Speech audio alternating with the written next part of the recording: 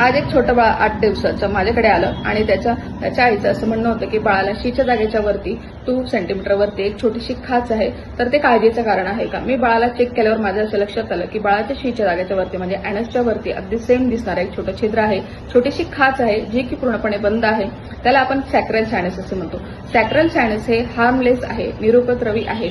मग त्यामुळे हार्मलेस कधी असतं हे मी ते आईला व्यवस्थित समजून सांगितल्यानंतर त्यांना सांगितलं की मोस्टली जर 5 mm पेक्षा जर कमी खाच असेल, त्याच्यातनं काही स्त्राव सवत नसेल किंवा स्किन लंप नसेल त्या ठिकाणी आणि ती जी जागा आहे ती स्वच्छ असेल, त्याच्यात केसाचा कुंचका वगैरे नसेल, त्वचेच्या रंगामध्ये काही फरक नसेल, तर मात्र हे निरुपद्रवी आहे म्हणजे हार्मलेस आहे. आणि डॉक्टरांना कधी दाखवावं जर त्या ठिकाणी स्किन लंप असेल किंवा सूज असेल, बाळाच्या त्वचेच्या रंगामध्ये फरक असेल किंवा त्या ठिकाणी एखादा स्त्राव स्रवत असेल, तर मात्र ते क्रिटिकल सिच्युएशन असू शकते.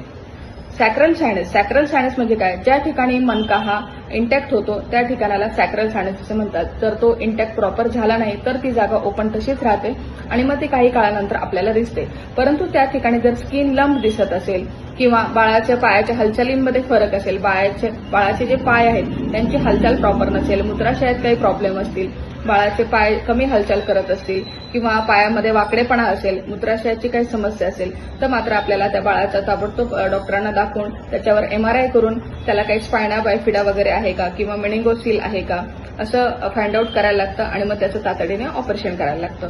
धन्यवाद.